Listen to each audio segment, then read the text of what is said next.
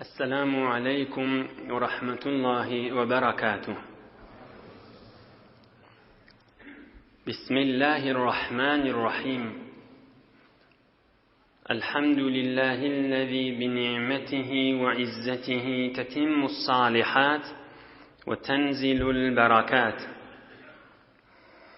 الحمد لله الذي هدانا لهذا وما كنا لنهتدي لولا أن هدانا الله، حمدا كثيرا طيبا مباركا فيه. الحمد لله عدد خلقه ورضا نفسه وزنة عرشه ومداد كلماته. اللهم صل وسلم وبارك على حبيبنا وشفيعنا ومولانا قرة عيوننا إمام المتقين أمير الأنبياء سلطان الأولياء سندنا محمد النبي الأمي وعلى آله وأصحابه وأزواجه وذريته أجمعين. لا أسألكم عليه أجرا إن أجري إلا على رب العالمين. اللهم وفقني لبيان ما يحتاج الحاضرون إليه وما يصلح أحوالهم. إلهي أنت مقصودنا ورضاك مطلوبنا، فأعطنا كلنا محبتك ومعرفتك. الله تبارك وتعالى هم أنذي طاعات عبادت لنذي صالح أمل لنذي خداي چين أترشق لنذ ومحبت لنذي دعاء خير لنذي لطف و کرم بلن قبول دبته همه ایلو نچرینگ دوست یارنگ قوم خیشنگ اینا تانگ اغل غیدنگ دنیا و آخر سعادت گننمک یود عقلق برسن انشاءالله. الله تعالی یوردم ده parahat vatanım ده emniyet asayiş arameşte nıgmat bolçulukta ağdı birlikte iman abreyde saklasın inşallah. Pek Allah'ın koklamığı bilen geçen heftede gözümüzün nuri ve başımızın tacı olan Muhammedur Resulullah sallallahu aleyhi ve baraka ve sellem Mekke-i Mukerreme bilen hoşlaşıp Mekke-i Mukerreme'den çıkıp Cebel-i Sevr Mekke-i Mukerremen iler tarafına beyik dağva daşlık çıkması kıyın şu dağa kaşın uğradı. Oham bir neçe gürrünler aydıptık. Hazreti Ali'ye tavşırıptı, amanatları yerine getirdi. Bir kafir adamı da ecir tuttular, yol bilen adamı ta Peygamberimiz bilen Ebu Bekir'in Siddiq radıyallahu anh ikisini Mekke-i Mukerreme'den Medine-i Münevvere'ye halkın gitmeyen yolunun elteriyali bir kafir adamda ecir tuttular, kireyne tuttular. Oham dua edip de çıkıp gittiler.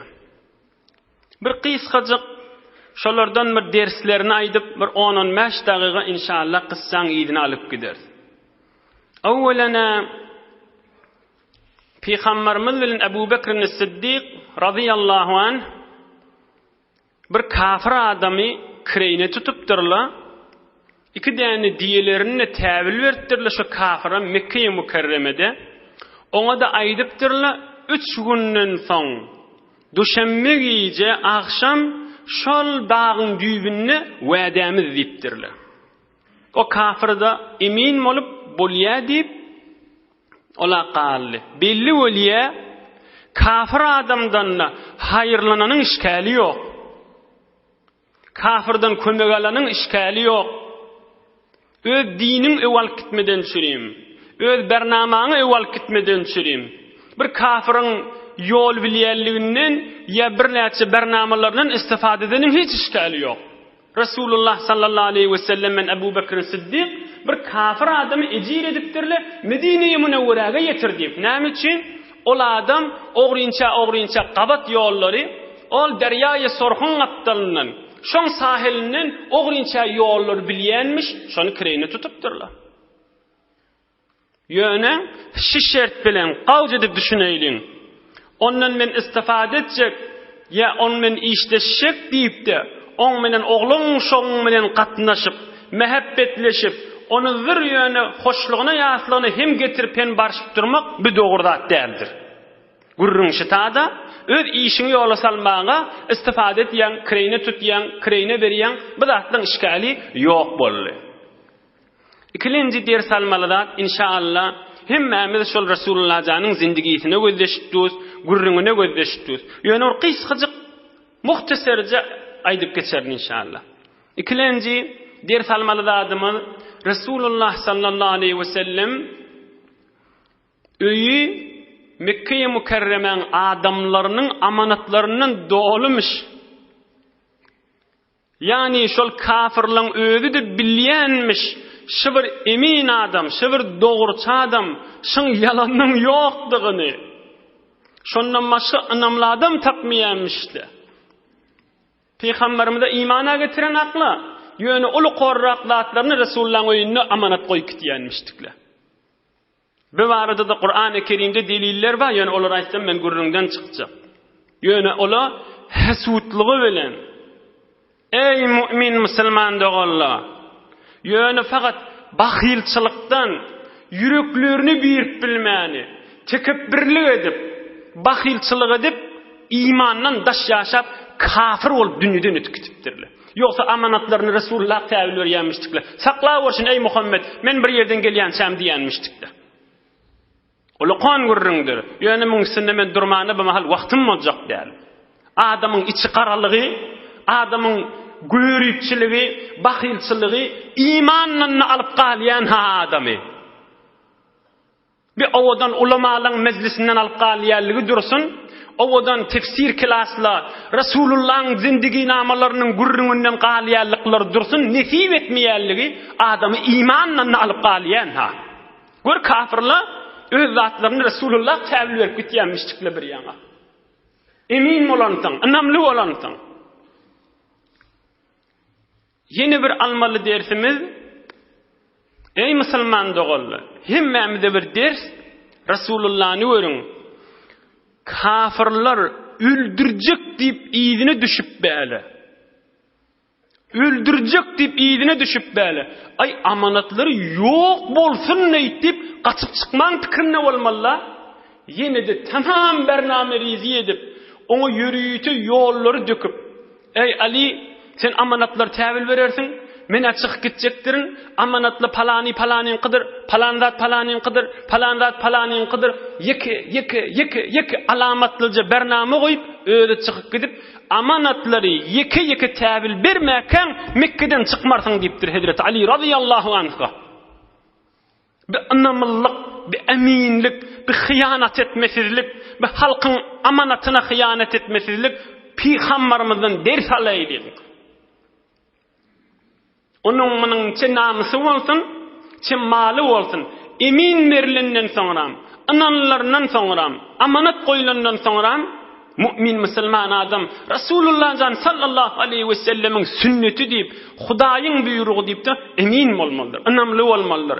Ondan soň Resulullah aýdypdyr, amanat ýok adamyň imany bolmaz diýipdir. İmanı baha adam amanata qaýym durar diýipdir. Munna men gurrun edip öz başyna gitjek bolsam, gurrundan çykjak özümiz dersiňiz alyberin da. Peygamberimiz görüň, şo ýagdaýda ýerden gaçsam qam, ýerden tutturmasam qam diýip, urup ýykyp gaçman pikirine bolmaly. Şo ýagdaýda da ona adam tertiplep, daýy oglan, 23 ýaşyň döwregindäki jawan oglan, Hazrat Ali Murtada radıyallahu anh, 23 ýaşyň döwregindemiş. Şonu goýup ýerine ýetirersiň diýipdir amanatlary, halkyň hakyny. Üçüncü ders almalylarymyz gysgaçyk muhtaserje geçeýin. Peygamberimiz görüň, bir nefer kireyni tutupdyr, 3 günden bararsyň diýipdir. Ebu Bekir Siddiq'in oğluna habarlar yetirersin diýipdir. Esma'ga nahar eltersiňiz diýipdir. Ol çofana goýun makarsynız dağın döwreginde diýipdir. Bidatlaryny, pikrini etdi, bername rizi şode etdi. Yine de iyilinden Mekke-i Mukarreme'den çıkıp baryaqa Hudaý Taala'dan diläpdir. Ey bar Hudaýa, maňa kömek ber, maňa arka bolyp Hudaý Taala'dan diläpdir. Belli bolýa biziň de wezifelerimiz tamam işlemizde öz bernamelerimiz etmeli, hereket de etmeli we Hudaý Taala'dan bereket de dilemeli. Hani men onda Jibril ferişten ganatyna mindirdi otur diýip oturmandyr. Edip bername rizi edip tamam ýollar döküşdirip bername bilen gitişini gözden qabatdan qabada ogrinçadan ogrinça Abu Bakr Siddiq'in otoğunun da arkasından kişilik peydalasından çıkıp gitipdirler. Ayak yalaňaç bir sesimiz eşitanmasyn diýip ýene de Hudaý Taala'dan diläpdir. Biziň de wezifämiz hem hereket etmeli we Allah Taala'dan bereket dilemeli. Hudaýa maňa arka bolýmeli. Bir de ol bir der. Emma gurrunun iyidi. Mekke-i Mukarreme'den çıkıptırlar. Abu Bakr Siddiq bilen Resulullah sallallahu aleyhi ve sellem. Irak kaşın gitmeli. وَلَمَّا كَانَ النَّبِيُّ صلى الله عليه وسلم يعلم أن قريشا ستجد في الطلب. Resulullah can fikretipdir. Qurayş kafirler bizim iyidimizde heýwiri gezer, heýwiri ýayrar, biri tapjak bolup. Mekke-i Mukarreme meselen ştaý bolsa, Medine-i Munawwara ýerde gaýrada. Gaýra tarafynda Mekke-i Mukarremeň Peygamberimiz fikir edipdir. Bir gaýra tarapdan bir ýerde bukunsak, bilen hemmesi Medineň ýoluny gözler. İlerliň gideyli. Hemmekşiň fikri bir tarafy gözler, biz ilerde bir ýaňada bukunaýlyp Mekke-i Mukarreme'den iler tarafa Cebel Seur diýen gary Cebel Seur diýen dağa gaşyn gidipdirler. Şonnaky gara gaşyn. Cebel Nur del ha, Cebel Seur Mekke-i Mukarremeň iler tarafynda. Bir ters ýola gidipdirler. Olar tapmar ýaly. Aham Hazreti Ömer'in bir aýdýan gurrüňi we barada. Gulagymyz gereýliň, gözümiz açaýlyň, ders alaýlyň. Leyletun min Abi Bekr as-Siddiq radiyallahu anh hayrun min Umar ve ali Umar. Hazreti Abu Bakr as-Siddiq'in bir gecede eden ibadaty var. Şol bir gecedäki eden işi min Umar'ın kulli ömrümdäki ibadatymdan sogab iken, tohmu Umar'ın ibadatyndan sogab iken diýipdir. Ohum aýdypdyrlar, ey Umar el-Faruq, näme Abu Bakr Siddiq'in bir gecede eden işi var ki kulli Umar'ın ibadatyndan we tohmu Umar'ın ibadatyndan Abu Bakr Siddiq'in sogab iken bolýar, näme iş etdi diýipdirler. Onda Hazrat Umar aýdypdyr, ol Mekke'den çıkıp dağa gaşyn, Cebel Sewra gaşyn barya qala Abu Bakr Siddiq radiyallahu anh Peygamberimiziň ewinden ýörüp gidipdir. Birime barya qala ýortyp ýylyna geçipdir. Yine birime barya qala ýortyp sagyna geçipdir. Yine birime barya qala ýortyp solyna çepine geçipdir. Aham Peygamberimiz sallallahu aleyhi ve sellem aýdypdyr, "Ma hada ya Abu Bakr, ma a'rifu hada min sun'ik." Nämetdiň bolýa? Sen ozal beýtmeýärdiňde, men bir tarafyndan gidaýadyn. Indi bir gedek sagyna geçýän, bir gedek solma geçýän, öwe geçýän, ýyly geçýän. Anna Abu Bakr Siddiq aýdypdyr, "Ya Rasulullah, أذكر الرصد فأكون أمامك أذكر الطلب فأكون خلفك." Öňden bir oturup seni urajak ýanyp, şo ýadyma düşende öňe ýortýanlypdyr. İýliňden gowlap durşular ýadyma düşem dedi, İýliňden seni urajakly ýaly ýortyp İýliňe geçýänlypdyr. Gatdalyňdan urajak ýanyk sagyňa geçýän, soluňdan urarlym qadyp, soluňa geçýän, ýöne aýlanyp ben naş etip dipdir. Her tarafyňa geçdim, o bir tarafyňdan seni bir atyp urajak ýalypdyr. Aýlanyp ben naşyň daşyňdan dipdir. Şol eden işi Hazrat Ömer aýdýa. Şol Abu Bakr Siddiq'in qara gaşyn, dağa gaşyn barya qala Resulullah jaň daşyndan aýlanyp saklap dağa gaşyn eltdi. We ýolda Abu Bakr Siddiq görüpdir. Resulullah jaň ayak yalaňaç barya, mübarek aýagynyň dersi soýulyp barya. Dağlyk ýer, daşlyk ýerde. Eňilip durupdyr. "Ya Resulullah, min arkama" diýipdir. "Min arkama" diýipdir. Resulullah jaňyň 2 ýaş kiçik, 51 ýaşynda Abu Bakr Siddiq radiyallahu anh. Peygamberimiz 53 ýaş dolduran wagtlary. Arkasyna alyp, käde götürüp, bir miktar ýene ýadanny düşürüp, ýene piýade edip, ýene arkasyna alyp, barıp dağın üstüne çykapdyr. Beýt dağın üstüne. Ýöne ödüň Elinde yönü bir zadın mı koyup çıkasın geliyor. Katı bir çıkması kıyın. Dağı var yakada, kâda arkasını alıptır. Şöyle den işi, kulli umurun ibadetinden, tohma umurun da ibadetinden kâm son abi deyiptir. Hulasa şeyittirip, dağın üstüne, gar bir kevek ba, qavak ba, şona girmeli oluptırlı, hadir giren akla. Mekke-i Mukarremen iler tarafında, Medine-i Münevvere'de gayrı tarafında bilen maksatlarda Medine. وَلَمَّنْ تَحَيَا إِلَى الْغَارِ Dağın üstüne kövege yetiptirler. Ebu Bekir Sıddık ayıstır, ya Resulallah, girme hadir deyiptir. Evvel ölüm girecek deyiptir. İçinde yılan içiyan bolamasın deyiptir. Bir zat bolsam bana değsin, sana değmesin deyiptir. فَدَخَلَهُ فَكَسَحَهُ içine girip, Ebu Bekir Sıddık içini süvürüptir. Görüptir, içinde bir möymöcüğün hini, bir deşik bir zat da bolamasın, Resulullah can çakamasın deyip. İçini arasalaptır. Aham, görse bir neyse deşik bağmıştır. Feşakka izarahu ve sedde bihi. Aham, cülvarının balağının edafrak yerinin zırrık yırtakana, yani deşikleri, hinleri tamam parça verin tutup dolduruptur. Ve bakiye isnan. 2 tane deşik kalıptır. Aham, ona da 2 tane ökçesini salip, öyle kişarip duruveriptir. Thumma qala li Rasulillah sallallahu aleyhi ve sellem udkhul ya Resulallah. Tamam süvürüp 2 tane hine de ökçesini salıp durup ya Resulullah giyir deyiptir. Am Resulullah can giyiriptir. Ebu Bekir Sıddık'ta kişarıp yatı 2 ayağını şol ökçesini hine kaşığını sokup ya Resulallah düğünüm ver yağda olsan gelmen kucağımda yat sen yağda olursun deyiptir. Am Resulullah sallallahu aleyhi ve sellem de bolya deyiptir. Ebu Bekir Sıddık'ın kucağına yatıp kalıp uqa gittir Resulullah can.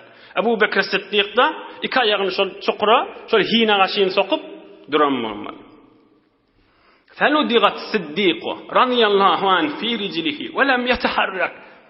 Ol 2 tane hinin içinde bir möymöcük bir zat bağmıştık. Ebu Bekir Sıddık'ın ayağından çakıptır.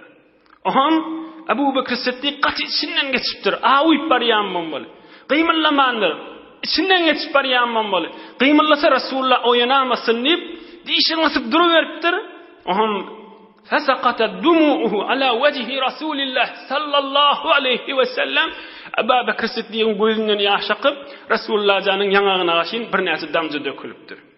Aham, Resulullah can oyanıptır. Ey Ebu Bekir ne hemmol ya deyiptir. Kâle ludigtu ya Resulallah. Ayağımdan bir daha çaktı deyiptir. Getir deyiptir Resulullah can. Ayağını çıkarakını mübarek tükürüğünü çalıp elini çekiptir. Ağusunu ve sodurşuna ayrılaptır. Ağırsa ayrılaptır. Aham, şu tağda o yiyeceğini geçiriptirler. Kıskacık ders alayliyin. Ah menne Resulullah can olsa saklasam da. Ay menne saklasam da bir yiyece vur. Kafirlerin elinden bir muhafazet etsem da. Dini vaki saklamağa. Kur'an-ı Kerim vaki Allah'ın kelamı Resulullah canı iyi verilen. Aylan daşından bir yiyeceğimi oya geçirip bilemede, kadir yiyeceğini oya geçirip bilemede, halis ibadet bilen. Yıllı bir gelen kadir yiyeceğini. Halis Huday hoş olsun deyip. Resulullah canın getiren yolu var. Ebu Bekir Sıddık şeyittirip zahmet çekti. Görmeyen mi kıyamete çeli Resulullah'ın ucağına yatı. Ruhu da Resulullah'ın ruhunun yanında. Ve kıyamette de şeyle olacak şu mahalle şeyle yatı. Eğer bir de Resulullah can aydıptır. Men ahya sünneti fekad ahabbeni ve men ahabbeni kâne ma'iyye fil cenneh. Her kim men ölüp giden sünnetlemi diriltse meni kavurun son diriltiyendir. Ve her kim de ta kıyamete çili Resulullah can aydıptır. Meni kavursa kıyamatta men hemsayam olacak deyiptir. Cennette men benim bile yaşayacak deyiptir. Ola kan vurgundur ha. Resulullah canın akça yolundan çilimde yavdur. Hudaýyň wafasy kändir. Dünýeden geçende ruhuny Resulullah'ın ruhunyň ýanyna goýar. Bu barada Kur'an-ı Kerimde delilleken okuýsaň wagtlar geçecek.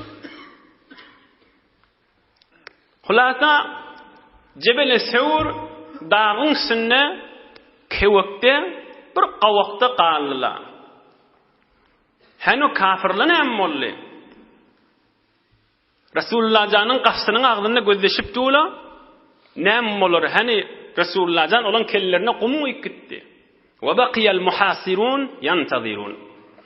Ol Resulullah'ın qafsynyň agdynda jowan kafirler näçe neter bolup eline qılıç alyp, şamşir alyp, dolup peýgamberimizi öldürjek pikiri bilen ola häzir de gözleşip duran. Aham başga bir adam ol peýgamberimizin qumuyup çykyp gidenligini gözläp görüpdir. Qulak asyn. Ol adamın asıl kellesi işlemendir. Nähili bolýa? Muhammed peýgamber bilen kellelerini qumuyupdy, bilen habarlary ýok, bu da çykyp gitdi. Oham ol aýdypdyr, beýlek gidipdir. Hey siz näme diýipdiňiz şu Muhammedin qafsynyň agdyna diýipdir sallallahu aleyhi we sellem.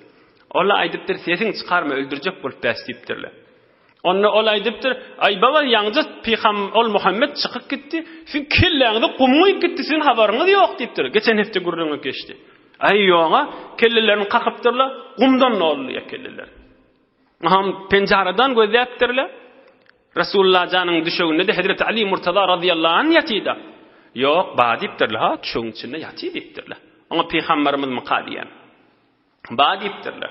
Gözleşivertdirler. Resulullah janyna ol köwe gaşyn ýetdi bu mahallaçary.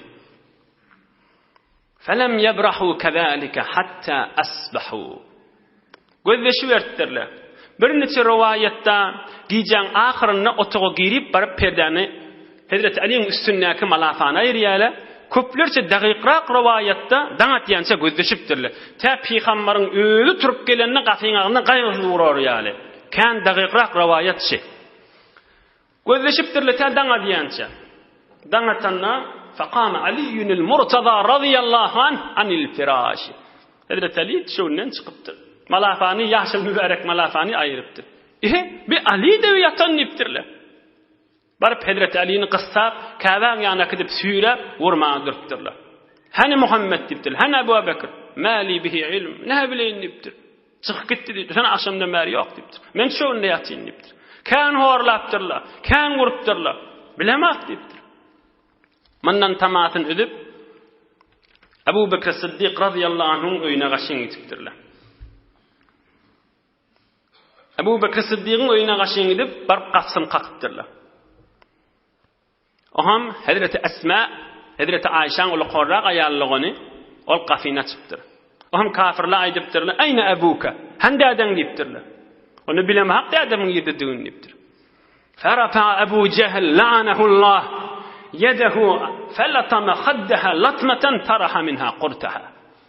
Oham Abu Cehl bilmeýän sen diýip, bile-billi bilen Hazreti Esmaň ýangagyna keşide urup, Hazreti Esma radiyallahu anh Qati ýanagına mel'un bolan şu ummatyň Firavunu bolan Abu Cehl anahullaň zarbasy bilen hatda kulak kalkajyk da ýere gaçypdyrda. Hanynda adam diýipdir, bilmeýäsipdirler. Oham derrew kafirler oturşypdyrlar. Faqarrarat Qurayş fi jelsatin tari'atin musta'jila. Her kim Muhammedi getirse, ya Abu Bakr Siddiq'i getirse, hala diri getirsin, hala ölü getirsin, 100 diye berjek diýipdirler. Tamam elam edipdirler. 100 diye qatı kanat bolýar. Yani bir adamın diyeti bolýar adam. 100 yani yeki sanap diye berjek, diye berjek. Her kim ya Abu Bakr ya Muhammedi, her gaýsyndan çirim 100 diye. İkisini getirse 200 diye berjek diýipdirler. Ya diri getirsin ya ölü getirsin fark etmeýär diýipdirler. Ya ira bertdirler oham. Yerli yerden Mekkeň adamlar 300-400, 500-600 nefer bol. Hele erkek oylaň içine, dereleň içine, ýollara, Medineň ýoly, beýlesi hemme ýerlik ýaýra bertdirler. Indi ýaxşy hawada ýagtally, daşa da gitmeli, gitse öten akşamdan bäri gitmeli bolýardy, gözde bertdirler. Abu Bakr Siddiq'in dädesi Abu Qahafa o wagt kafirmiş, musulman dämiş. Häzir musulman bolmadyk wagtymyşdyk, soňra musulman bolýar. Oham ol eşitip Abu Bakr Siddiq'in öýüne gelipdir. Ola kan dert we gowgulak asyn. Öýüne gelipdir, agtyklarynyň ýanyna, Hazrat Aýşa, Hazrat Esma'nyň ýanyna. Hande adam diýipdir, gözü de körmüş. Ya şul adam gitdi. Inni la arahu qad faja'akum bimalihi. Hem öýde mallar alyp gidip, siz horlap giden nädir hiç tat goýmany diýipdir. Abu Bakr Siddiq da Hudaýa tapşyrdyň diýip hemme zat Rasulullah gerek bolar diýip mallaryny alyp gidipdir. Hazreti Esma näme diýse gaw. Hazreti Aýşa ulukhan aýallygany. Hey däde diýipdir. O jere dälipdir. İnnehu qad taraka lana hayran kaseera. Kan bize gowdatlar goýup gitdi diýipdir. Oham bir daşşadlary üýşürüp bir penjaraň bir üstüne goýupdyr, ýa-ni Esma üstünde kalın parça oklaptır. Geliveri kaka deyiptir. Elinden tutup kalın parçanın üstünden, şu daşlan üstünden elini şeyle gözü deyiptir. Dedem kan zatlar koy küttü bir de deyiptir. Ha bolya. Şu zatlar koy bolcaksı deyiptir. Ona tegneki daşa yoksa, parçanı tegneki. Kakasını şeyittirip yola salıp koyvertir. Hadir ine yetip baryanca kıydı oğlan. Onu verin, ay kaka deyip kucağına öküp, ağlan şık bolup, hokku deyip, ay bize epper gitti, bize zat koymadı deyip de eger o zat hokkansından baranak da çıkıp gitti haçan sataşıkları da belli dädelerine. On berýän jogabını gözde. Sizin dädeniz Ebu Bekir öýde zat koymany giden däldir diýenne kan gowzat koyup gitti. Näme şu gowzat? İman. Allah'ül Celal'ın muhabbetini koyup gidipdir. Bir imani koyup gidipdir, dağ süýşse süýşer, olan imanlar süýşmeye. Derya qurýsa qurýar, olan imanlar qurýmeye. Oglan şonu koyup gidipdir. Entek tozan menen, tufan menen, yel bilen qymylamayan iman koyup gidipdir. Esma'nın da maksady şomışdyk. Hey, kaka bize kan gowzat koydu diýipdir. İman koyupdyr. Kalpde nur koyupdyr. Ondan sonra on edip hok etmesini yalandan yoksa kucağına varıp ağlar, engrep dursa onu ödür iyile gurrun olacakta. Albide oğlan uşağın şeydi kitiptir deyip. Bir ders almalılar. İkilenci ders almalılar. Din adamsının arkası olmalıdır. Din adamsının arkası olmalıdır. Yoksa kakasının yanına ya ovan adamlarının yanına hidi şeyittirip oğlan uşağın epper gitme olacak mı? Ne ettirip be deyip tarafı kızdırıp bir neçe kepler aydıp yükünü ağıraldıp oham tarafta näme diýer kan diýip şonu gözleşip öjüktirip bir neçe kepler ay diýip de sommalyp oturýan bir kepçi fuzul adamlardan bolmandyr. Din adamyň arkasy bolupdyr. Adam Rasulullah jana arka boljak bolup, onu saklajak bolup, ýoldaş boljak bolup gidildigini görüp oty, on etýän işlerini gawa ýorup oty. Ýöne garady ýöne kepçilik etjek bolup, fuzul öýde bir gyýly oglan. Adam da Erkadamda gaty ders almaly mundan bir qyýdy oglandan ders almaly. Hazreti Esma'dan ders almaly. Din adamsynyň arkasy bolmaly. Hulasa yol daşdyr kıyamet ýolumyz ýöne ýükümü dağıraldy amaly. Inha Hazreti Esma radıyallahu anh qaqyryny beýtip ýola saldy. Boljak diýipdir şu zatla size diýip çykyp gidipdir. Ýöne munny bil goýaýlyň, soňram Peýgamberimiz Medine ýetenden soňram basymlykda bir sahabalardan birini iýberýär. Ebu Bekir Siddiq'ın içerisini, öl qıyızlarını, Hazreti Fatıma'nı, Hazreti Ümmü Kulsum'u, Ebu Bekir Siddiq'ın erkoğlu va, üç xana vadı ol, hemen üşürüp Medine-i Münevvere'ye getiriyor. Şoňa seli bile Mekke'de galiyala. Emma gurrun qıssan idi.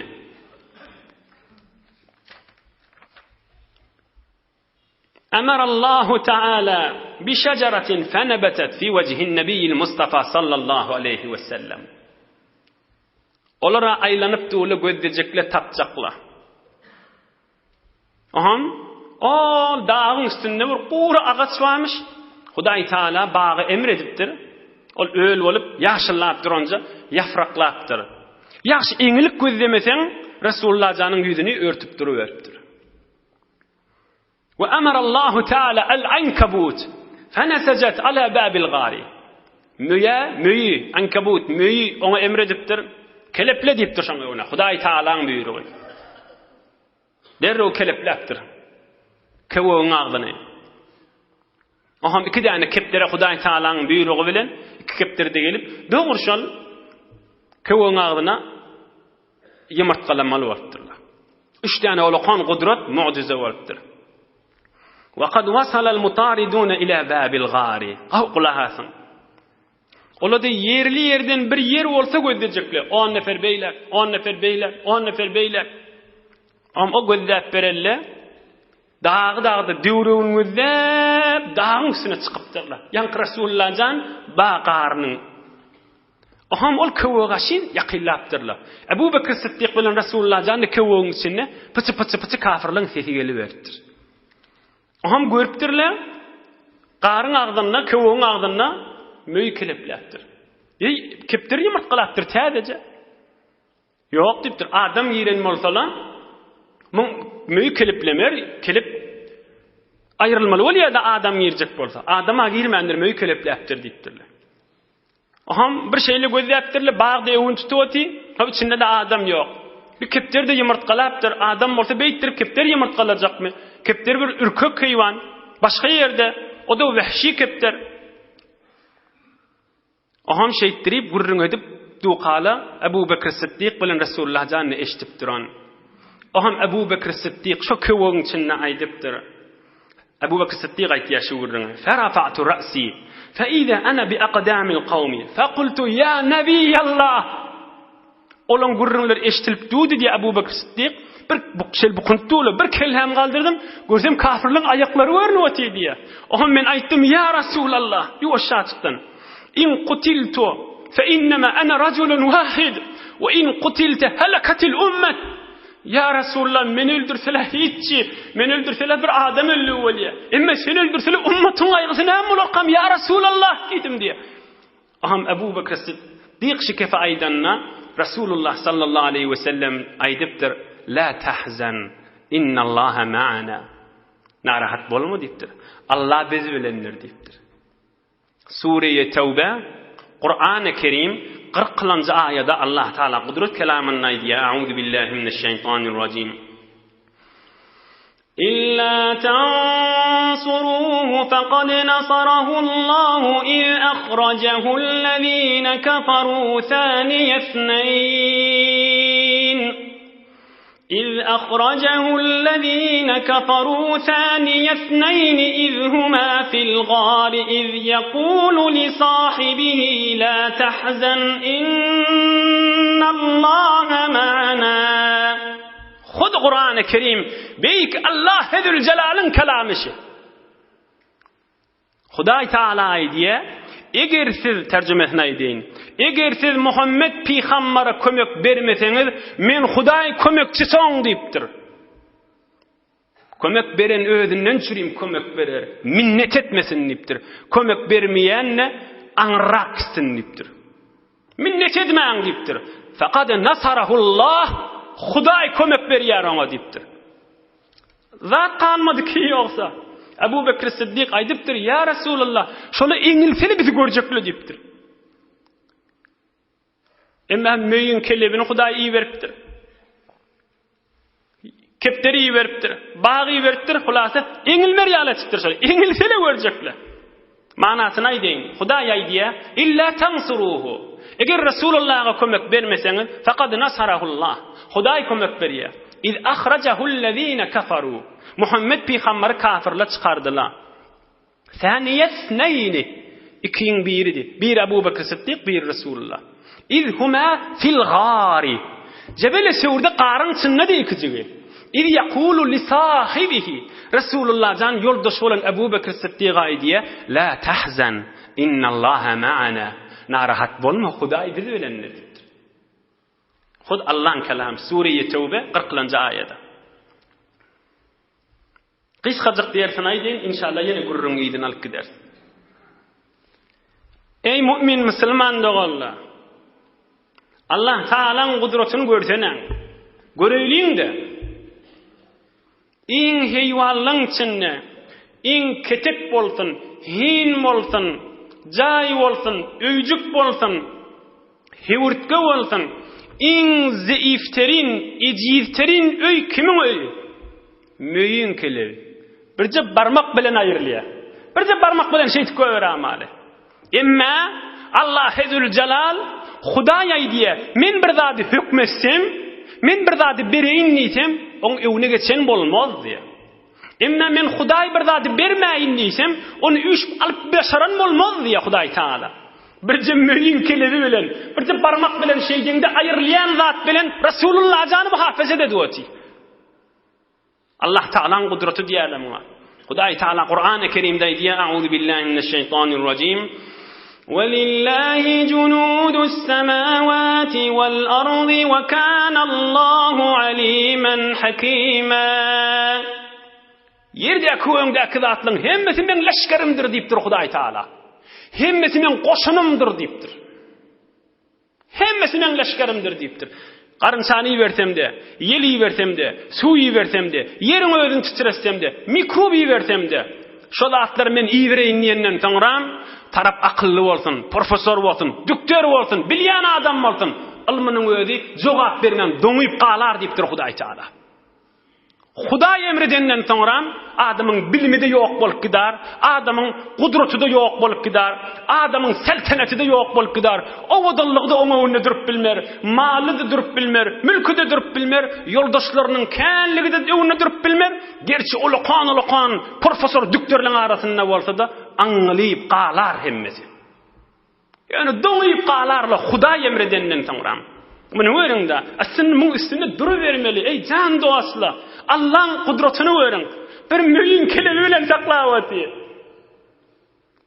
Bir mühim kelime. Hudaýdan dilep gitmeli. Hudaýa özüňiz arkam bolyp. Bir kepter, mühim, iyi bir eciz atla. Resulullah jan güne akşam yatacak bolanda bir kysgaçyk munajaty varmışda. Allahümme la yuhzamu junduka ve la yukhlafu wa'duka. Mana şu manasynda diýen on kyssaň ýerine alyp gideýin inşallah. Ýene 10 dagyga wagtymyz bar häzir. Allahümme la yuhzamu junduka. Hudaýa sen goşunyň öwüne geçip bolmaz diýmişdi. Güne akşam şun Hudaý Taala bilen munajat eden aýtýarmışdy. Şonu ýerine aýtýarmışdy. Allahümme la yuhzamu junduka ve la yukhlafu wa'duka ve la yanfa'u zal jaddi minkel jaddu. Hudaýa sen goşunyňy hiç kim döwüp pir etip bilmez. Emma seni bilen goşunyň, seni bilen leşkeriň öwüne aklady dargadar diýipdir. Öwüne aklady pir edar diýipdir. Doňdurar adamlary ýany gymylatmaz diýipdir. Allahümme la yuhzamu junduka. Hudaýa sen leşkeriň, Hudaýa seni bilen ertişiň, Hudaýa seni bilen goşunyň öwüne geçip bilmez hiç kim diýipdir. Onu hiç kim ýygyna gowup bilmez diýipdir. Ine bir mühim kelime bilen üstüne oturup bermeli ýöne gurrunmy giýjäň aljak. Hulasa 3 giýje, juma giýje, şembe giýje, ýekşembe giýje. Miladi ýylyň 622-nji ýyl septembr aýyna juma giýje, şembe giýje, ýekşembe giýje. 3 giýje şo kowagyň içinde bolýarlar. Abu Bekir Siddiq'in ogla güne akşam gelýänmişdik. Mekke-i Mukarremedäki gen habarlary getirip Resulullah jana aýtýanmışdy. O hem akşam da şo taýda ýatyp, şolaň ýallaryna bolup erti daňatmaka ýene-de ýortup tagriben 8-10 kilometr ha. Bir jowan oglany gaýryp bir sagat ýol bolýar. O da garaňky ýagdaýda, garaňky giýjäň içinde, halwat ýerde, ýekejeň. İman gerek hamyňa. Arkan Hudaý bolmasa bulçak asly däki bula. Gidişin bir sagat, gaýtışyn bir sagat, gaýryp ýol bolýar şoňa bir jowan oglana. Aha, daňat makada gaýdyp, daňatanda Mekkede ýatan ýanak bolyp, erti Mekke adamlaryň arasynda gezip berin. Esma bir de ýaşadyk gyýdy oglan, güne akşam Resulullah janyň ýygysyny eltýärmişdi. Bir sagatlyk ýol, ine nojawan gyýdy, ine ýortup barýan daýa gyýdy oglan. Ol çofonna güne 3 giýje önüz şotada beýrak şeýrakda bakan bolup beýdip şeýdip akşamlaryna da süýdeltip olaňda aýagynyň ýygyny pozup öňkü bernamany ýörüden. Şeýtirip 3 giýje önüz geçirýärler. Ta Abu Bekir Siddiq'in oglu gelýär aýdýar. Ya Rasulullah sen ýygyňdan gözlär, ýygyňda gezmek gurrun ýatdy indi diýär. Hemme kiş tamasyny üzdi diýär. 3 günne dolupdyr. Ol bir kafir bilen ýol bilýän menenne wa'deleşdirdi da 3 giýjeden soňram gelmeli diýip. Düşemme giýje, ýekşemme gün akşam ertir düşemme diýiljek giýjesi. Düşemme giýje diýilýär-de. Ol wa'da wara durup dağın eteğine 2 diýe bilen gelipdir. Rasulullah sallallahu aleyhi ve sellem Abu Bekir Siddiq'ty düşüp Diýäge minip Bismillahirrahmanirrahim Medine-i Munawwaraga gaşyn ugrapdyrlar. Ugrajak bolanlaryna Hazreti Esma gelipdir ýene-de. Ýanky Abu Bakr Siddiq'in gyýdy. Bir kise bir halta gowgawy naharlardan harap bolmajak çörekdir, hurmadyr, gawurgadyr, pişirilen etdir, gawurmadyr, näme bolsa getiripdir. Aham getirip muni diýelerini daňjak bolupdyr. Bir kisäň agdyn daňmandyr. Boğmandyr bir zat bilen. Ýöne howlukma çölup kisäň içine haltaň içine tıkıştyryp arkasyna alyp gaýdy beripdir. Aham döwregini ödäpdir, daňar ýaly bir tanak nak tapmandyr. Aham Hazreti Esma radıyallahu anh bil uşağı varmış. Bil uşağın şödakana, zırrıqıdakana iki ölüptür. Birine, yine de birine uşak, o birine kisan ağından Resulullah canın diyesinin kaptanına dank koyaptır iyi biçkilerini. Aham onun adına näme diýipdirler? Tüle tarihte sebitçede Hazreti Esma zatun nitaqayn iki uşaklığı doğulan nip maruf bolupdyr. Kitaplarda Esma gözesen zatun nitaqayn we zamal iki uşaklığı doğulan nidi. Berekallah Hazreti Esma radıyallahu anha. Aham Resulullah can Ebu Bekir Siddiq bilen yola düşüpdirler. Bir qysgaçyk ugrayşylaryny aýdaýly. Häzir wagt bar başdaga. Fa am'ana fi ittijahil junub. Medine-i Munawwara gaşyn ugrapdyrlar. Medine-i Munawwarada gow düşüneýliň işte. Medine-i Munawwara gaýrada dağdan yeni de ilerik aňryk gitipdirler, ters ýola gidipdirler. Mahul iýdinle gitdiren adamlaryň pikirlerini gözlerine görünmedi ýaly. Mahul ilerik Yemen tarafa gaşyn gidiberipdirler. Aňryk baryp, aham aşak gaşyn gitipdirler. Derýaýa sorq gyzyl derýa gaşyn. Aham derýan kenaryna gaşyn goleýlap, hiç bir adamyň gitmeýän ýolundan Bismillah Medine-i Munawwara gaşyn ugrapdyrlar. Bir ýoldan iki bir wagt ýolmuşdyk, soňram ýollukdan galyp, şol derýa kenary bilen Medine-i Munawwara gaşyn ugrapdyrlar. Bir teberrükan birji däne gurrungyny aýdyn, inşallah iýdini inni käfde aýdar. Abu Bakr Siddiq radıyallahu anh aýdýa: "Asrayna leyletana ve min al-gadi hatta qama qa'imuz zahira." Şol giyjäni bitin ýürüýdik. Aham daň atdy. Aham günnüzde yürüydük, yaxşı gün yoqaryp gelip hawa qızdy. Aham ýolda halwat, adam ýok, geçip beren ýok, gelýän ýok. Ýa-bir ulukon sahra, ulukon daş bardy. Aham şoň etegine bardyk, düşdük. Ve sawwaytu lin-nabiyil Mustafa sallallahu aleyhi ve sellem makanan bi yedi yanamu aleyh.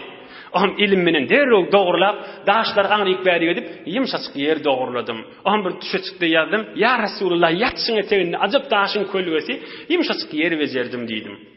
"Sen ýat, men ana anfadu ma hawlaka", döwrüňde möýmöjek, bir wagt mızahym boljak bolsa, men daşaňragyndan aýlanyp özüm haberdar bolarym diýipdir. "Keyfetde istirahat et ya Rasulullah, ütün akşamdan beri ýol gelýär" diýipdir. "Hyzmaty welde." İnşallah inni keyfetde dersin aýdar hyzmatyň. Häzir gurrun töködeýli. Aham Resulullah can yatıptır. Resulullah can yattı diye Abu Bakr Siddiq meni döwrege aýlandım. Soňra görsem bir çoxan goýun sürüp gelýärdi. Kän goýunlar sürüp gelýär, öwräginden çykdym Resulullah can turdamasyn galmagaly bilenni. Aham men aýtdym, "Ýereli bolýan, kimki bolýan, goýunly kimki, onu falanyňky, falan obadan, falan şäherden, onu ijazan mami? Şu goýunlardan sagmagy ijazam bar diýipdir. Sag berjekmi diýipdir. Bereýin diýipdir. Ijazam da bar, sag bermeli, içi bermeli diýipdir. O da ýa ijaza berdi, ödün geçip barýan içi bermeli diýipdir. Sag berjekmi, sagaýyn diýipdir. Am Abu Bakr Siddiq radıyallahu anh näme diýär? "Wa ma'i idawatun hamaltuha lin-nabi sallallahu aleyhi ve sellem yartawi minha ve yatawadda." O da pikirnet koyupdur Abu Bakr Siddiq. Näme diýär? "Men ýanymda da bir gap jaz bardy. Odul öýden alyp gaýtdym. Ýolda Resulullahdan hem mendan dehret kılar, hem suw içer, hem süýt içer, gerek bolar" diýip seferiň zatlaryny tekmil edip bir gap jazdy goýupdym diýipdir. Aham şu gaby aldym, şonu dolduryp süýt sagdy, am Resulullah jany getirdim. Görsem Resulullah jan häzir de ýatanmyşdyk. "Fakarihtu an uqidahu." Ýok, turmaýyn dedim. Gözleşdim ta öýde oýanýança. Aham Resulullah jan oýanny, aham men aýtdym, "Ya Resulallah, bir çofan Maryamyşdyk, süýt saq berdiňi işleň diýdim. Kölgede goýup biremede suwja, sawjak suw sefele, sawjak süýtde boldy" diýipdir. Resulullah sallallahu aleyhi ve sellem iştiqanni aham aýtdy ya Ebu Bekir alam ya'ni rahil Dewruni we zäpdir. Ey Ebu Bekir Siddiq gitmeli wagt bolmadymy? Ýola düşeýlipdir. Qultu bala hawa ya Rasulullah. Fartahalna. Ýörenle bismillah diýip ýene ogradyk diýipdir. İnşallah pak Allah köplediginden inni käfde hyzmatyny da ýetirerdi inşallah. Hudaý Taala nuri imandan aýyrmasyn.